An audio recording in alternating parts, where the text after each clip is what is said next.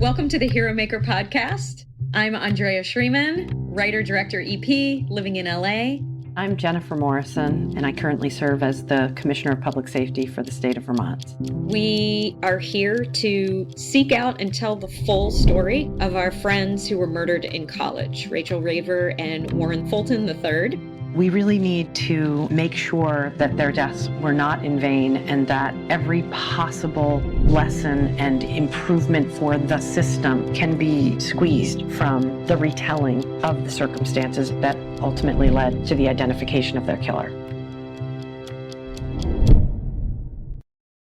Well, hello, Jennifer. It's really good to see you. Hi, Andrea. Good morning. I see you have your kindness t-shirt on. Yes, it says kindness matters. It reminds me as I'm making my way through the day to be nice. And when you wear a shirt that says kindness matters, you can't even give people a dirty eye when they're being idiots. So I'm just going to be a ray of sunshine today, everywhere I go. What would have you not be super kind? Like, meaning, I know you have a stressful job. Oh, I don't think my job is what makes me occasionally ornery, think unkind thoughts. Yeah, I think one of the problems is that anything that I'm thinking in my head, you can see either on my face or in my body language. I would never be able to be a poker player. I'm very transparent. And there are certain pet peeves, like we were in line while this person's groceries were getting rung up for like 15 minutes, and they waited till the very end to open their giant messy purse, fish around for a checkbook, and then write a check. So it added like 4 minutes to this transaction when the check could have been totally written and just fill in the amount, things like that. And I'm sure that my face was saying, ugh, to that person. So today I can't let my face say anything like that. Now you have 7 Kindness Matters t-shirts. I only have the one, and it's pink, so I don't wear it often because I'm not a pink person. But well, it's very nice to see you, and I can definitely feel the kindness resonating. We actually have a series of police leaders that we're interviewing in the next few weeks, and Jeff is our first of this series. Chief Swoboda is the chief in Fort Collins. He also was in Elgin, Illinois, right outside of Chicago. I think it's home of Motorola, or close. I got really excited about him for a number of reasons. We had a really great intro conversation, but he started his own police academy because he saw a need for it in Fort Collins. He's hopefully going to share a lot about it, but this police academy is focused. You know how you said that use of force or that training is used like 1% of the time when you're a police officer? Mm-hmm. And the rest of the time, it's all those soft skills. Mm-hmm. Well, he recognized that a lot of the police academies were really leaning toward the hard skills, the 1% skills. And he felt like he wanted to start an academy that emphasized the peace officer side of the job. That's great. I can't wait to hear more about it. I know. Well, for me, you and I had that little back and forth on the silhouette of the police officer in 2023. And so this is something that's very meaningful to me to hear that someone sees this gap and is filling it. Well, let's jump right into it then. I can't wait to hear more. Let us introduce you to Chief Jeffrey Swoboda of the Fort Collins Police Department. All right, here we go. Thanks for being with us. You and I have a mutual friend, an amazing, very diligent friend who's doing incredible work in the diversity, equity, and inclusion, among other things, world in Chicago right now. Denise Barreto, yes? Yeah, we do. I talk with Denise regularly. She's great. Yeah, she's awesome. So you used to be a chief in Elgin, right? And now you're the chief in Fort Collins? Yeah, I came on as a police officer back in 1992. And then was there a total of 26 years. And then the last 8 years, I was the police chief. And then 5 years ago, I looked around the country and found Fort Collins as a place to try something new and try a new area of the country. And I've been here since then. So it's 2018. Wow. So you've got a long history in American law enforcement. 31 years now. I can't believe it. I got you by a couple, but not by many. All of the subject matter aside, what did you think about the change from metropolitan Chicago out to Colorado? Very different culture, different attitudes and things. And I really love the Colorado outdoor lifestyle. So much is outside and people are super friendly. One thing kind of moving from the Chicago area to here is people are really friendly. And I got to be honest, I was a little bit like, okay, what's this person want? What are they up to? But I was suspicious. Yes, it's really just that people are that nice. So that's pretty cool. That's great. Well, I'm glad you made the move and got to see a new part of the world. Yeah, thank you. Jeff, can we just back up a little bit? I would really love to know what got you into law enforcement. Why did you choose that as a career path? The short answer is my neighbor was a police officer and he was an older brother. And I always had plans of being in the FBI. That was kind of one of the things I was going to do military. Then realistically in high school, thought I'd going to do the FBI and found that the best way through that was probably through local law enforcement. And my neighbor was a police officer, so I was able to go on some ride-alongs with him as I was probably a senior in high school or then freshman, sophomore in college. As I've thought a lot about this question, one of the things that really I think was a bigger influence on it than I made out at the time, when I was a kid, probably about in fourth or fifth grade, my dad had a heart attack. And my aunt and uncle were dropping me off back at home after a day of working with them. I used to go over and work on weekends and make a little side money. And I saw the ambulance in front of my house and squad car. My dad was having a heart attack. He survived, but they were working on him. And at the time, the police officer pulled me off to the side and was really kind of like, so where's your mom? And she was working. He's like, do you have brothers? But he just sat with me for a while and talked, and he didn't leave until somebody came home because they took my dad. It just had such an impact on me that what a police officer can do, even though it wasn't really a police call, police officers have impact all the time, whether they're on a call or not. And so that, I think, had a bigger influence on me than I even realized. And it was probably in the past 10 or so years that I really thought about that incident, because it really has an impact today on even how I carry myself or how I take the time to talk to people. Yeah, that's incredible, particularly your thought about doing a few years as a local police officer and then going on to the feds, because that's exactly what my career path was. I was going to be a Secret Service agent, having done an internship with the Secret Service in college. And they all of my mentors there said just that. They said, go get a few years of street experience and then come back to us. And I haven't made it back to them yet. And I think I'm too old now. What's funny is they eventually then did come calling. I just made sergeant and I was on the job about 10 years. And then they came and they offered me a job. And it was so hard. I was back and forth and talked to a lot of people. And they're like, you're on a pretty good career right here. And you could go be a small fish in a big pond. And that would be a great career. Or you could stay here and have a bigger impact. And I stayed and it worked out. But I did have the opportunity. So I have the letter. I haven't framed it, but I'm thinking about it. Whenever I tell that story, I'm like, I need to frame that letter it said report to Quantico, Virginia at this date. And I said no. So that was a hard couple of weeks of soul searching. That's actually a huge yes, like in the form of a no, right? Because you really stepped into your leadership role and wanting to double down, triple down on where you were and the impact you could have where you were. That's really beautiful. Yeah, community policing, that being a philosophy versus a program and letting it be a part of everything you do rather than just a one-off, to this day has had a huge impact on my career. That's great. Jen, I'm sure you have a lot of questions for Jeff. What's on the top of your mind right now? How we met Jeff is through a relationship. You both have somebody in common. And I noticed on your LinkedIn that you made a post recently about the importance of just having coffee with a community member or multiple community members. And something I've talked a lot about on this podcast, and I was hoping to hear from you about the value of relationships and getting our work done in municipal policing. Yeah, we're all so busy. Sometimes we just don't slow down and talk. It's like we meet with people because we have an agenda. I got to get these 3 things done. We don't sometimes dream together or say, why not? Or have you ever thought about this? And so I find just those times that, whether it's over a beer or over a coffee, I've had some of the best ideas. Just talking with people where you're not in any rush, you're not looking at your watch. And so, yeah, that just came to me when we were sitting having a community conversation with some people with coffee. And in a lot of that, you might hear me routinely go back to my days. And it was called a resident officer program back in Elgin. I was a brand new officer and I was put in a neighborhood. They either gave you a house or an apartment. You were able to work whatever hours you wanted. They gave you a squad car and a police bike or told you to go out on foot, but you were able to patrol a small area of town. And the chief at the time, Chuck Gruber, said, just go improve the quality of life, go make a difference, find out what the issues are and help the community solve them.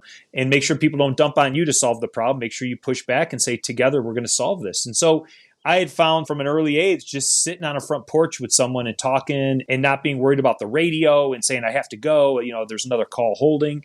And if you can just invest in people and take the time, I think so many relationships are just solidified. At the same time, ideas come about and big things can happen when people work together. So even when I'm now a police chief and just having coffee with some community members, I just put the phone away and just talk. And I always leave either not just fulfilled myself, but many times with kind of a to-do list, like, yeah, we should try that, or why don't we? Or we tried it a long time ago and it didn't work, but it doesn't mean we can't try it again. So take some time and talk to people and form relationships. Nothing's ever accomplished alone, right? So having people you're working with, that's where it happens. Yeah, and it really speaks to the fact that we have to co-produce public safety with the public, not just produce it for them. If we are really going to have safe, resilient, healthy communities, we have to be one player.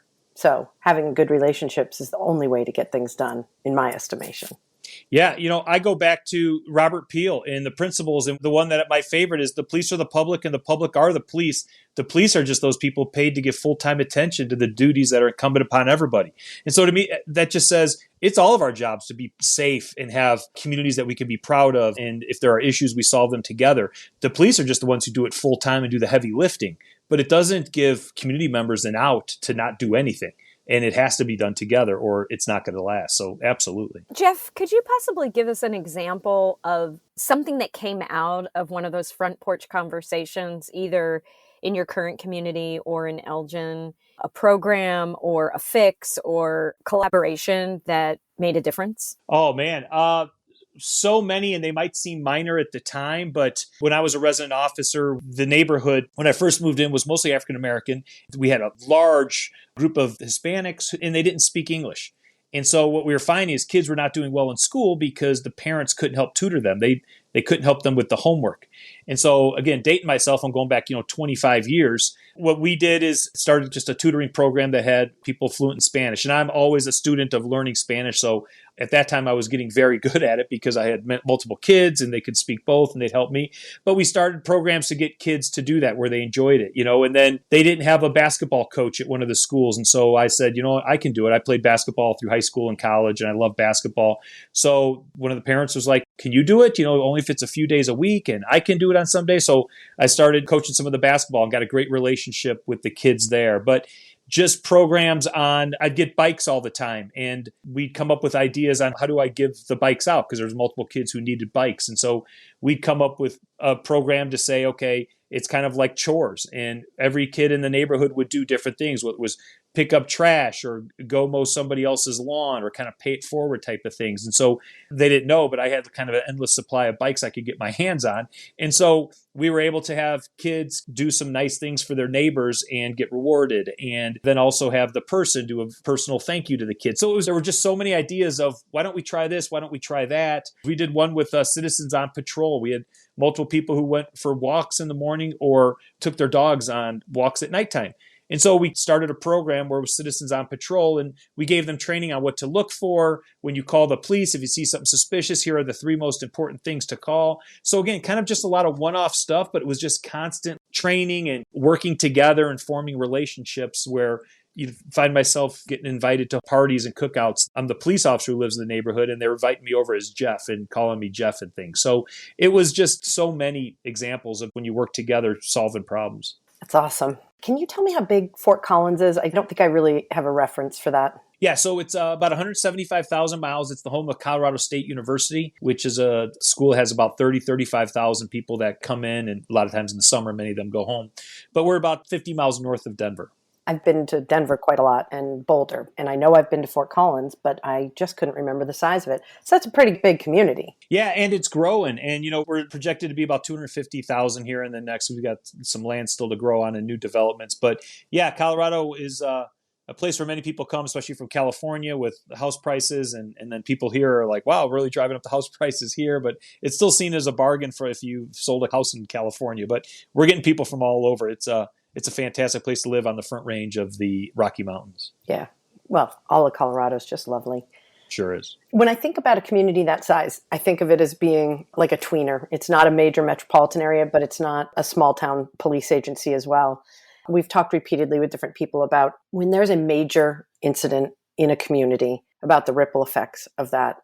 And I wonder how you could describe, maybe you've had some major incidents in Fort Collins since you've been the chief, like what the impact is when something like the case that we talk about on our podcast, the double murder of our 2 friends from college, what that's like in a community like Fort Collins. Yeah, well, first, your intro, and I was able to listen to it to hear your friends and the tragic homicides that occurred, and very powerful. And then the fact that you guys do this podcast because of it. I mean, what a great remembrance and a way to honor them. As you know, it doesn't have to happen in your own town. It can happen in the neighboring town. It can happen 2,000 miles away. whether it was murder of George Floyd or Memphis or any place, whether it's a really big one. But then we also have some local ones where we had an officer had to use force on a young lady who was having a mental health crisis. It was on video, and many people were upset about it.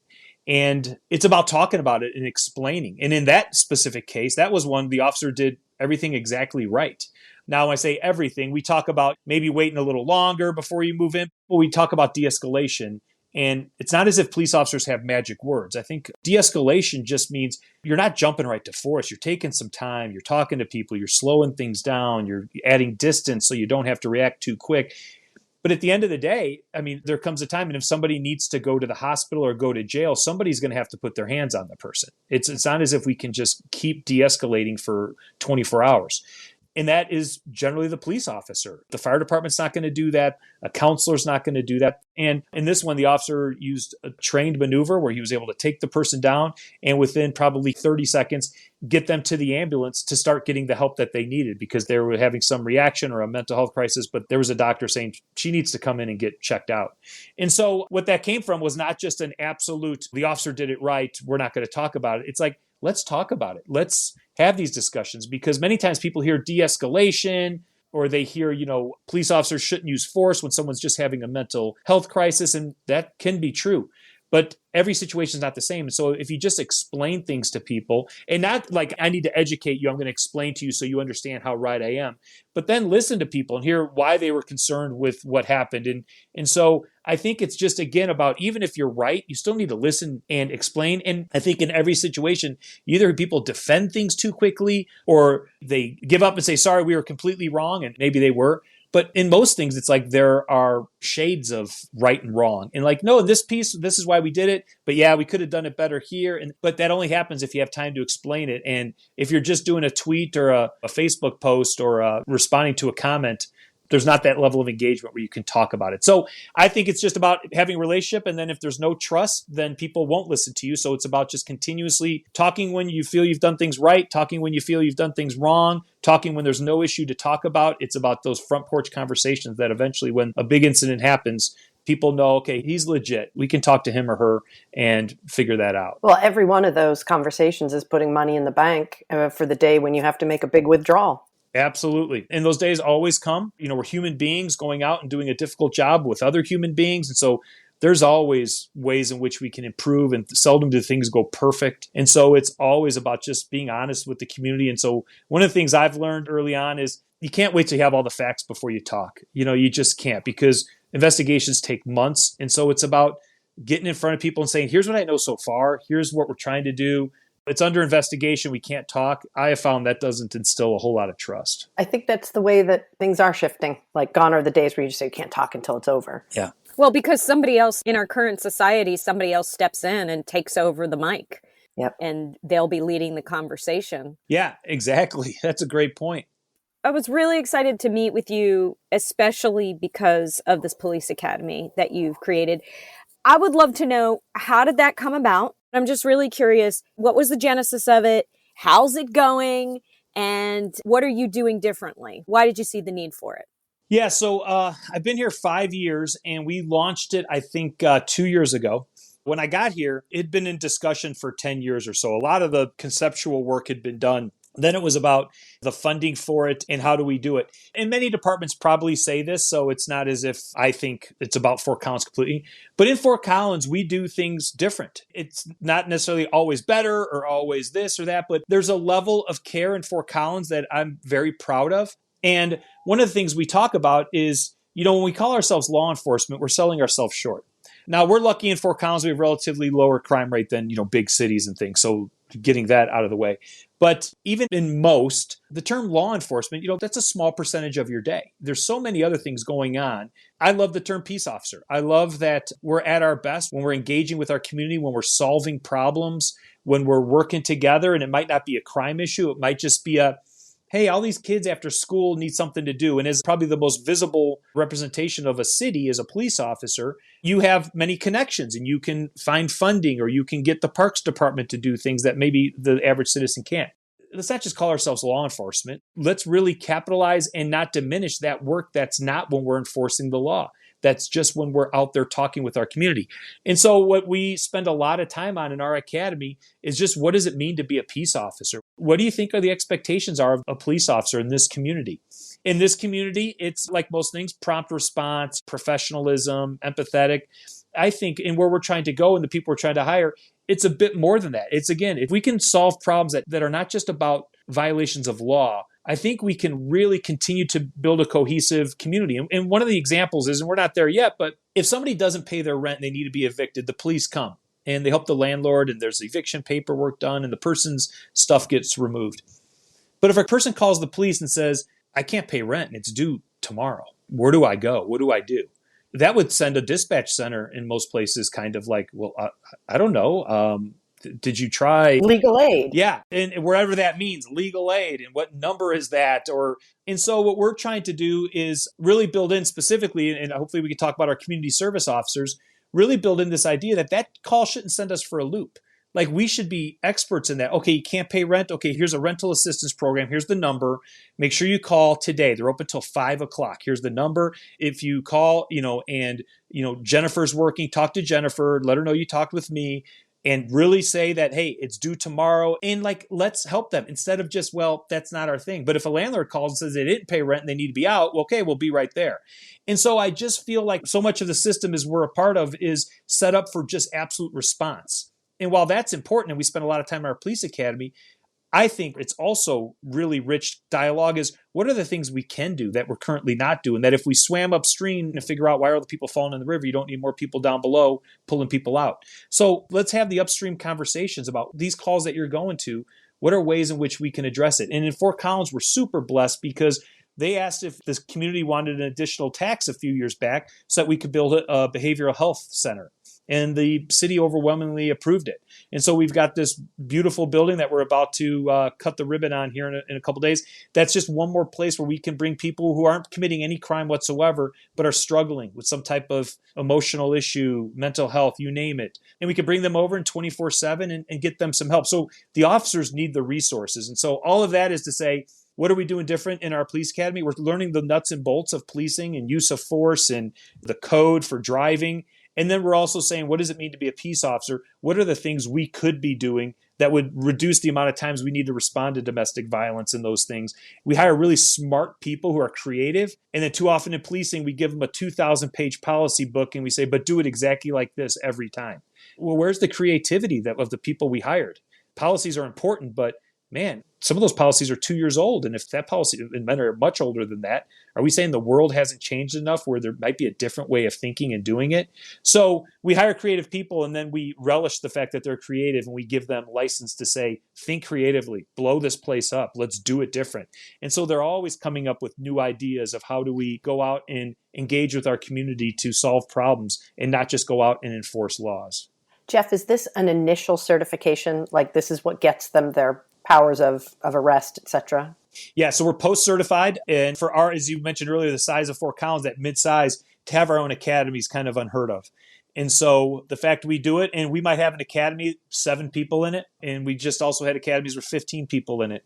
If you just look at the dollars and cents of it, you might say, well, that's a lot of money being spent for 7 people. Do you know if you don't do this right, the damage you can cause, what one officer can cause in a community? No, if we can train these 7 people and have them have these discussions and think differently, man, we are unleashing 7 people into the community with this mindset of let's solve problems, let's work together. The cost is so well worth it. So exclusively Fort Collins police officers, you don't allow other communities to send their recruits to you? No, we don't. And neighboring communities are asking because they see what we're doing. And we talk a lot about history of policing and what does it come in.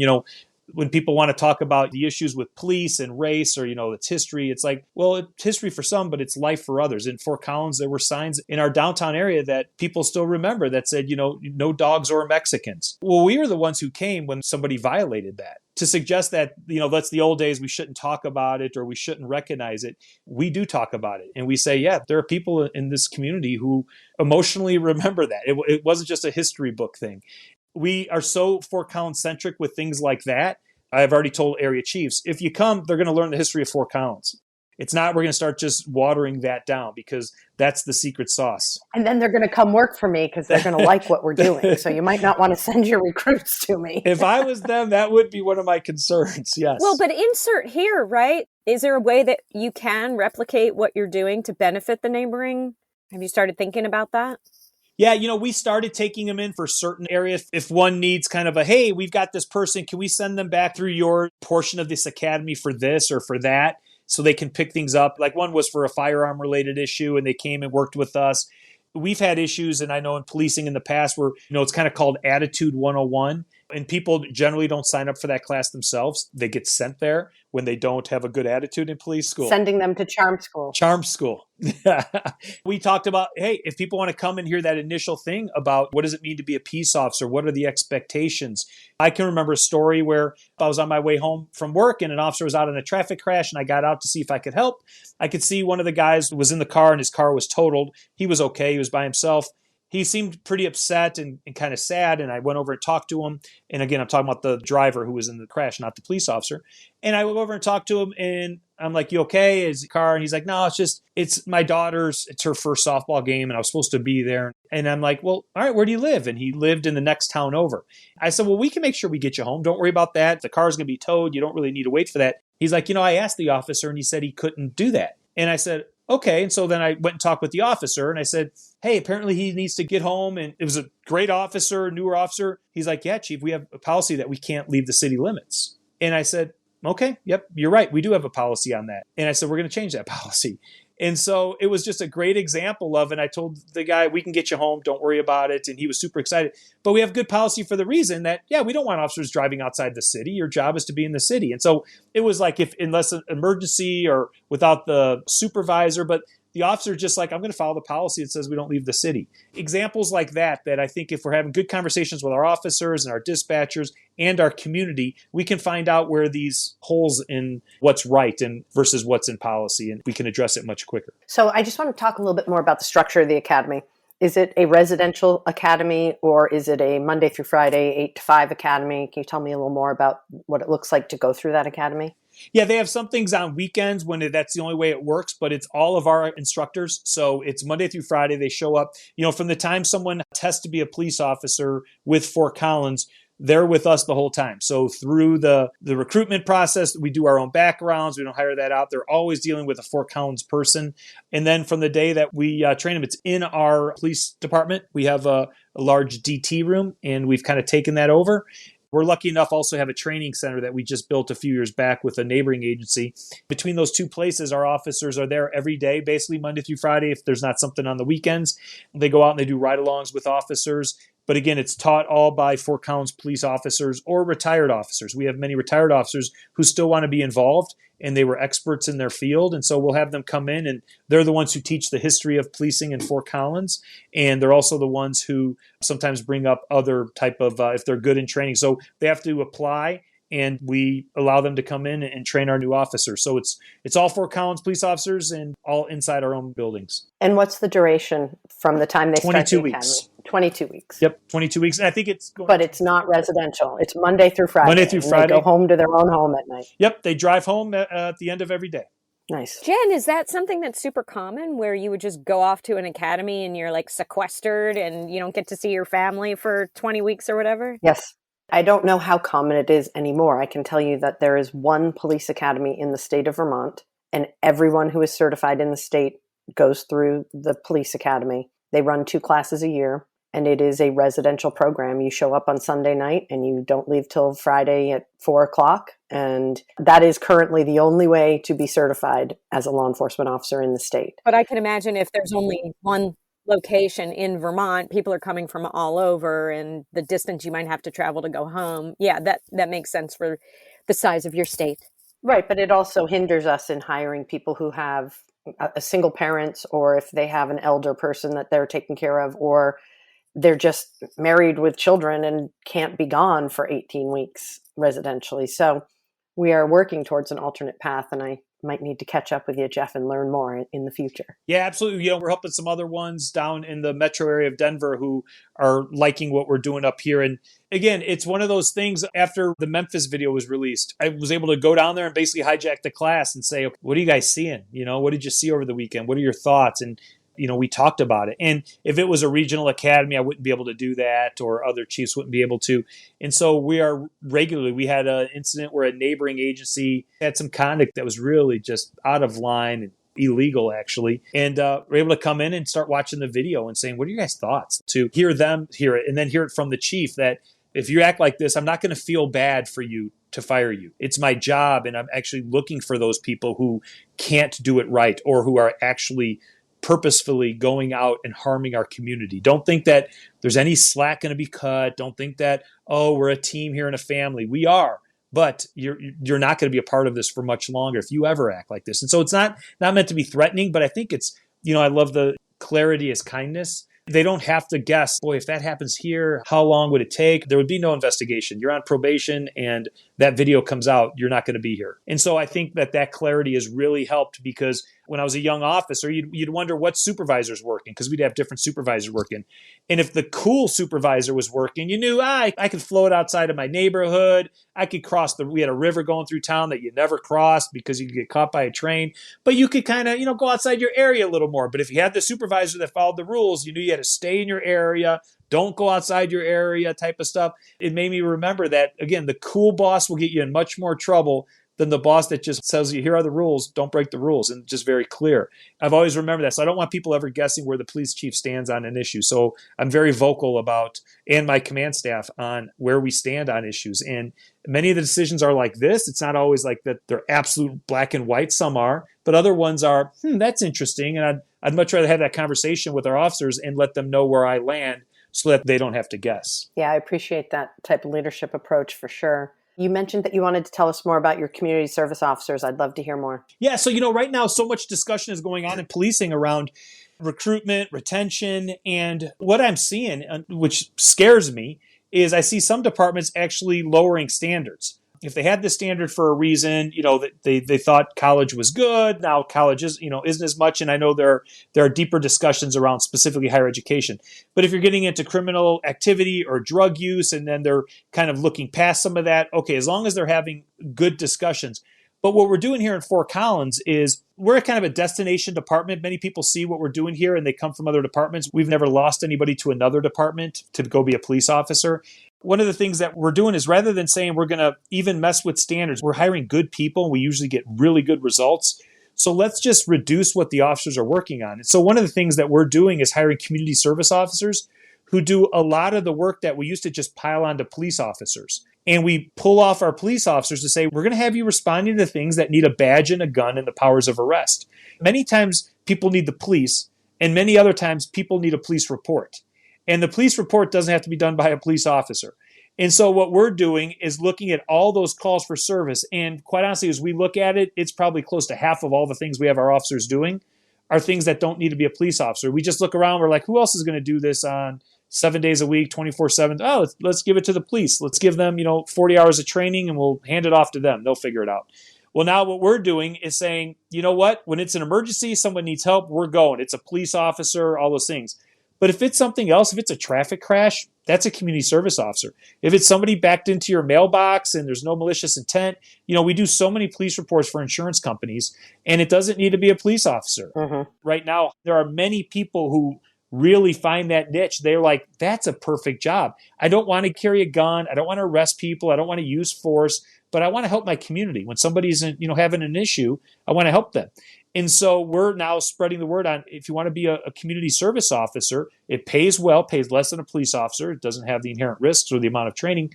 But now we're having people who are out there who want to go to traffic crashes, who want to go to these minor calls, where many officers are kind of like, this isn't why I got in the job. I'm so busy with some of these busy work, I can't be proactive and actually out there trying to do real police work.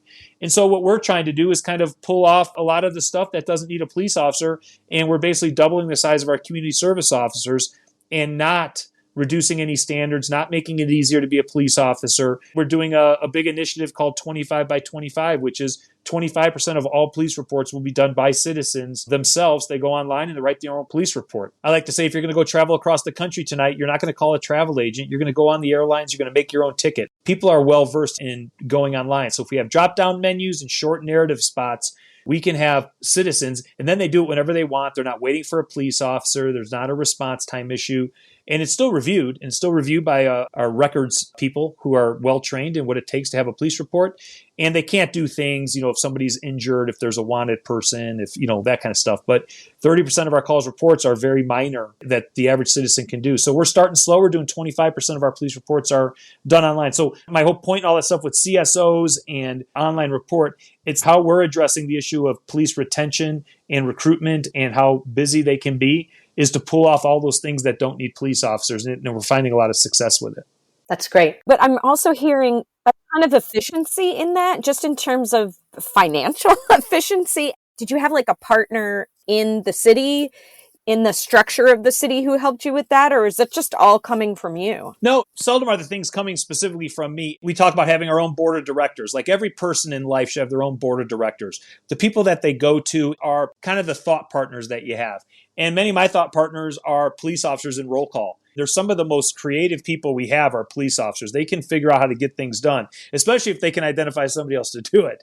I say that kind of as a joke, but realistically, it was just kind of saying, if you're on any call for service where you have to ask, why the heck am I here? Please write that down. And so we had everybody kind of documenting what they were working on. And if it was something that they didn't need to be doing, let us know.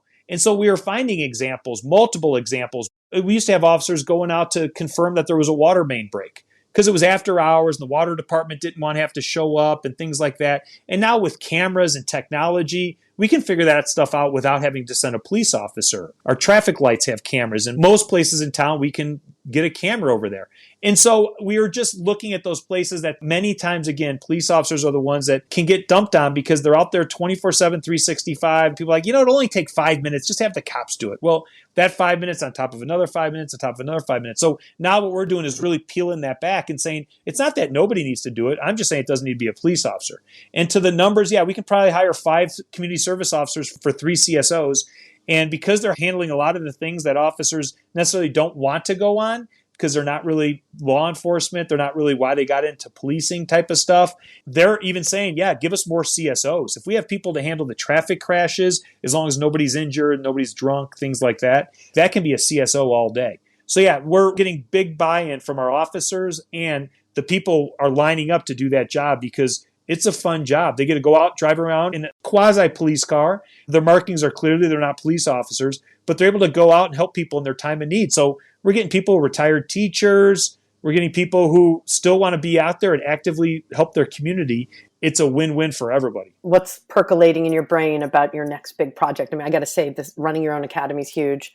The Burlington Police Department still has CSOs. Many agencies do. Leveraging them and maximizing them the way you are, that's pretty far forward. But what are your next big ideas that you're thinking about? We've got a couple, and most of them are around the, I'll just throw them out. The first one is that body cameras become police reports. What I say is we go to a call for service and we have body cameras on and a person tells us what happened. And then we go back and we write down what the person told us. And then people think because we wrote it down, all of a sudden now it's more official. And there are so many things that happen that are never going to court. They're not going to be necessarily investigated. And so what I would like is for our body camera to be the police report. We give it the number. And then when somebody says, hey, I want my police report. Okay, here's you talking to an officer. Why we make officers go back and rewrite what we were just told when we have a video of what we were just told, it's backwards. Well, with AI, actually, Jeff, there's no reason why it can't be written down immediately after it's recorded. AI does that. Yeah, and there is a very large body camera company that is working on that very thing where it takes the video and then gets it all written out and transcribes it into a written form. And sometimes because a conversation could be kind of back and forth or people walk, there are probably going to be some issues with that. Even so, I'm just wondering, why does it need to be on a piece of paper? What makes that more efficient? If we're looking for somebody who just did a crime and they have red shoes, well, the video doesn't allow us to kind of do word search so much. And I'm sure that's changing. And like you said, with AI, we could probably do a video had red shoes in it. But when it's written down, you can search for red shoes and find any police report that had red shoes. So there are times where a written police report makes sense. But there are many other times we go someplace, somebody tells us it. It's like, why isn't that the end of the story? Okay, and it's not any more official because you told us it. Yeah, somebody knocked down my mailbox. Okay, do we have any video? There's no Ring doorbell. Okay, why do I have to go write down now that somebody knocked down your mailbox? If the insurance company wants a copy of that, here's the video of the homeowner saying somebody knocked down their mailbox. And so that's one of the things. Let me just say this about that. Mm-hmm. It also solves the problem that supervisors encounter a lot, which is one of the involved parties does not like the way the police report got written. And it's not that they're disputing all of it, but they're like, but he left out this and it was really important, or that's not exactly how the order in which I said things happened, right? So I like that it's more sterile. It's more true to whatever was told on the scene, right? And it takes out the faulty memory of a police officer who's seen 6 shiny objects between now and then and handled 8 other calls for service before they actually have time to type the report. Yeah, absolutely. And that's a big issue, as you know, in policing is somebody calls and they say, yeah, he left this out. Or especially if somebody wants to change their story or there's a domestic and now people are getting, well, I didn't say that or that part. Well, here's the video of the whole thing. I mean, that's what we're doing anyways. We kind of go back to the video. But it's this other thing that as we're trying to free up officers' time, we make them go back and regurgitate the whole thing for some reason that doesn't exist anymore. You used to not have video, so you needed to write down what happened. Well, now we got a video of the entire encounter. I'm even to the point where you have a quick sheet in front of you. So you say, after you get the whole story, so it's not too informal, okay, now I'm going to go through just so we can have a short version of this for our records for if somebody ever wants this. What's your name? Blah, blah, blah. What's your date of birth? Okay, short, what happened? And so now it's very chronological versus just giving it out, the officer driving and pulling up, walking up, where now somebody has to watch a 1-hour video to just figure out what happened. You can do a very shortened video at the end of the encounter, and that really becomes the police report, or at least most of it. Yep. An executive summary type thing. Exactly. Yeah. All right. Give me one more idea that's percolating, because I know you're full of them. Yeah, my other one, and again, I don't come up with all these, but through just solving with people, we spend so much time with collecting evidence, and evidence is a big part of policing. And now people want everything taken. You know, when we have a crime scene, if there was a crime scene in my office, it's okay, we need that desk. It might have some blood. We're going to take the desk. We're going to take the chair. We're going to take the door off the hinges. Well, evidence rooms start to fill up and space becomes a premium. I mean, you go into most evidence rooms, unless they've been built or added on in the past 10 years, they're filling up. Back in the day, if you did a search warrant at somebody's house because they were selling drugs, you'd get maybe the drugs if they were still there. Maybe you'd find a weapon. You get some indicia that they live there. You get some mail off the desk that shows that this is their address, and you arrest the person. Today, you're doing cell phones that later need to be downloaded. You're doing the routers because you want to see what other cell phones have hit on it. You're taking their home computers because that might be where they keep their ledgers on it. You're now, when you used to take 3, 5, 10 pieces of evidence, it's not uncommon to have 100 pieces of evidence come in on a thing. Okay, so what are we going to do with evidence in the future? Why can't we have footage, whether it's just drone driving through the area, but actually really good video where eventually people have virtual reality glasses on a jury or when they want to review what it looks like, that they can then walk through the house to see exactly what it was like without actually having to go out to it.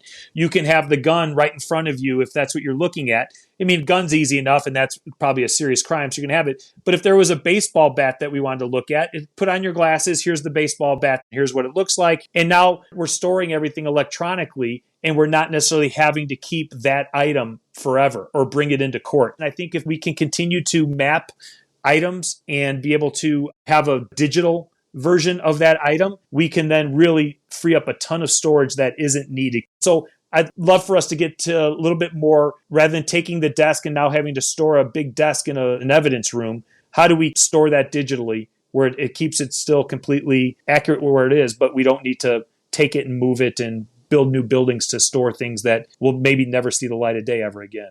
Those are just a couple that are bouncing around with us. And then we just had a ton of ideas that we want to do with our community. And I'm going to go way out there, but I just had a conversation with a resident who's frustrated with people parking in handicapped stalls because they're handicapped and they're disabled and they want to be able to park there, and this person doesn't have a placard. Why can't they write them a ticket? Or why can't they take a picture of the car and the video and the license plate and just get it to us and we'll mail out a ticket? Does an officer really need to drive across town to look and say, yep, that car is definitely in that spot and there's no placard? Or can that person just videotape it and send it in to us? So just things like that. How do we do some force multiplication that everything doesn't need a police officer now that we have video and the access to things we never had in the past? I love that so much. And I really admire, I'm jealous really of the situation that you two are in where, you talked about in the beginning, do you want to be a small fish in a big pond, or in both of your situations, a big fish in a small pond? I live in Los Angeles, and trying to get anything done here feels like it's so overwhelming. The fact that you can actually change the code so that someone can take a photograph of someone violating that municipal code of parking in their spot is amazing. And I wish I could do that with the people who don't clean up their dog poop in my front yard. Like, if I could write them a ticket, I'm telling you, my life would be amazing. Yeah, why can't your Ring doorbell that captures that, why can't that be used as evidence and have them show up in court and dispute it? I think when you're on camera, people act differently. And if they know if they're walking through a neighborhood and their dog's off a leash, causing issue of right. Now, that could cause all kinds of issues. This could go too far at some point where everybody's writing each other tickets and the court system gets overwhelmed, right? Like, there's a level to doing this where people need to go through training. Take that.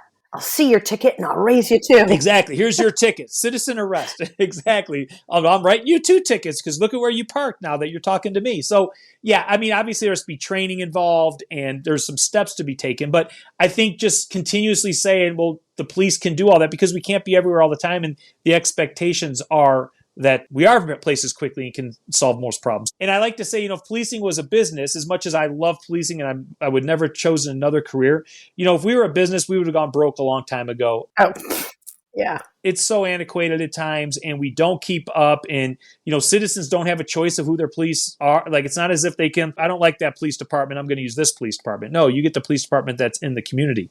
And I always like to remind people, you have so much say in what your police department gets involved in. Police departments by design, local police departments are controlled by the mayor and the city manager by design. The president doesn't write the laws for them, and state legislatures can infect them, but home rule communities can do a lot of things. So if people really want to get involved and have a say, there's more than 18,000 police departments out there. They're all run very differently. And kind of a closing point on this subject is just that as we're thinking about things, many times people think they're going to look to New York or LA, the big cities, to come up with new problems. And while they come up with a lot of great solutions, I think where the real magic happens is in mid-sized cities because they're big enough to be experiencing some of the problems. And they also have a big enough budget to address them. So it's not the departments with only 10 officers because their budget's usually not big enough to be able to do a ton of new things. And big cities are such huge ships that are difficult to turn. Where you get a department like ours, a couple hundred officers, I can change things this weekend and go in and tell people on Monday, here's the new way we're doing it. I think there's a certain magic that can happen and make us a little bit more adaptable. We've got policies and procedures. We fall back on those too often rather than say, is this the right way we should be doing this? And let's change it. When people always point to policy, I'm like, I know somebody that can change that very easily. So let's not rely on policy if it's not the right thing. Wow. No, I agree with you. And I feel like you're in a very powerful position. And so is Jennifer in a small state.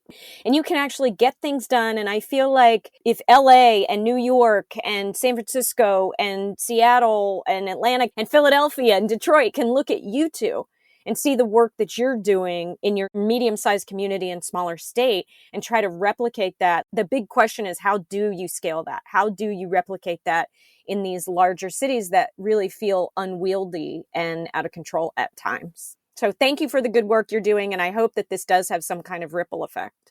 Thank you. And I'm going to give you one big idea that I want you to think about. Maybe we could talk about it offline another time.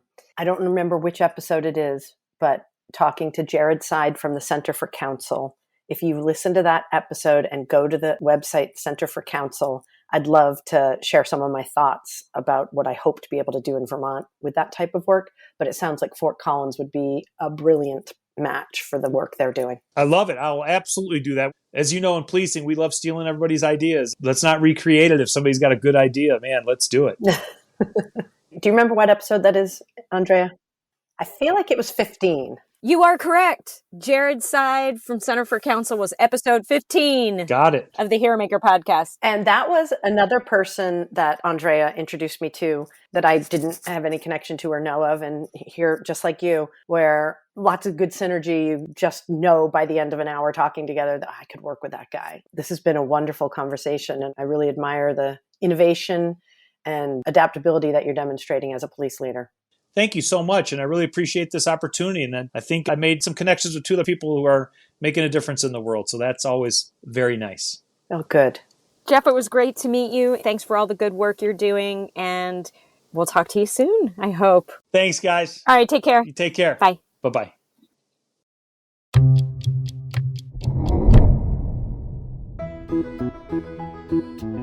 The Williamson County Cultural Arts Commission of Franklin, Tennessee wishes to thank our men and women in blue who help us deliver safe and fun family and community cultural events year-round, including one of the only authentic bluegrass festivals in the country.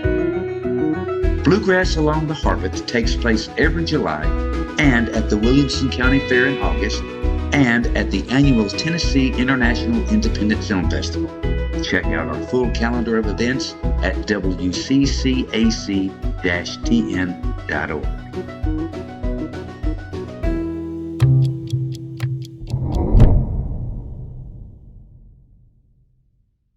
What'd you think?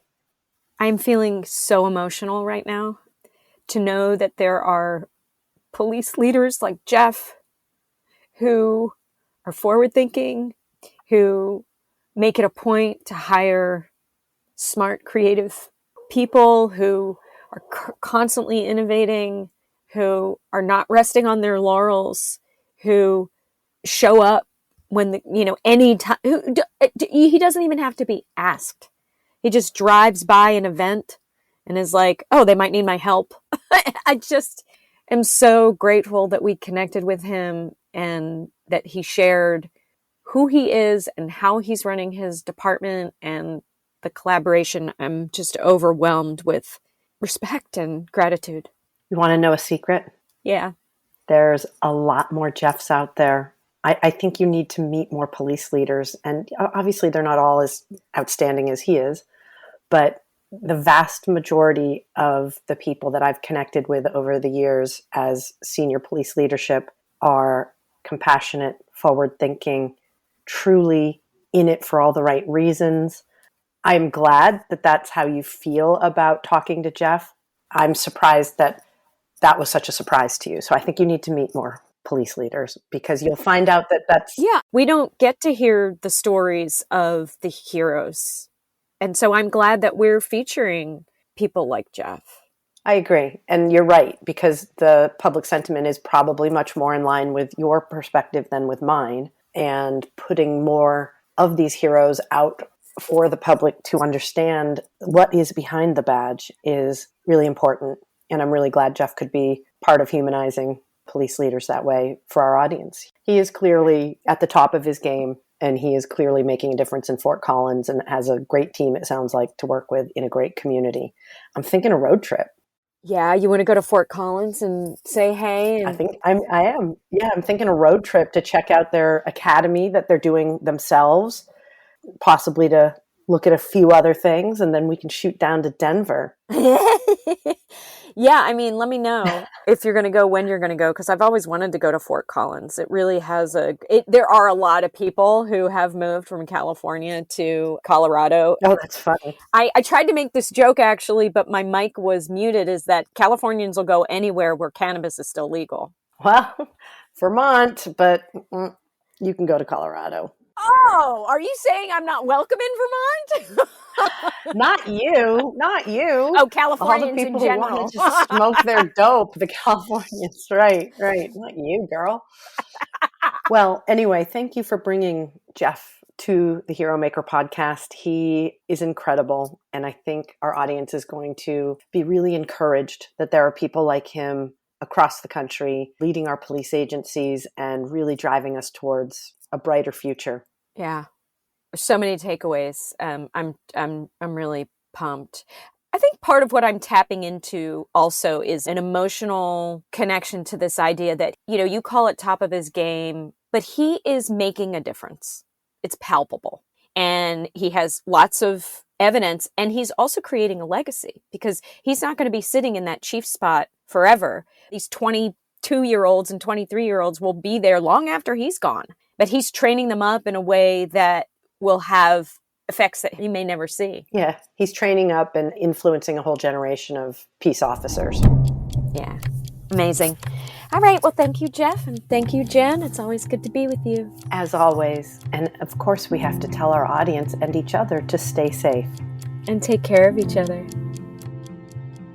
Thank you, Vicki Rose Sampson, our beloved sound mixer and editor. Thanks also to producer Michael Doherty, who distributes and markets the show. Thanks to graphic designer Jungleen Bay and sound designer Andy Bill. And thanks to Andrea Schreeman. Yep, that's me thanking myself in the third person, who books, produces, and directs the show. Please subscribe to the Hero Maker podcast wherever you listen and take a moment to rate us. It really helps the podcast grow. We're also on Facebook, Twitter, and Instagram at the Hero Maker Pod. If you'd like to collaborate or suggest a guest, please email us at media@theheromakerpodcast.com. The Hero Maker Podcast is a production of Prudent Pictures. Thank you so much for listening. If you or someone you know is connected either personally or as the result of violent crime to Alfredo Prieto, a convicted rapist and killer who lived in and around San Bernardino, California, Arlington, Virginia, and Jamaica, Queens, New York between the years of 1984 and 1990, we'd like to hear from you. Please email us at info@theheromakerpodcast.com.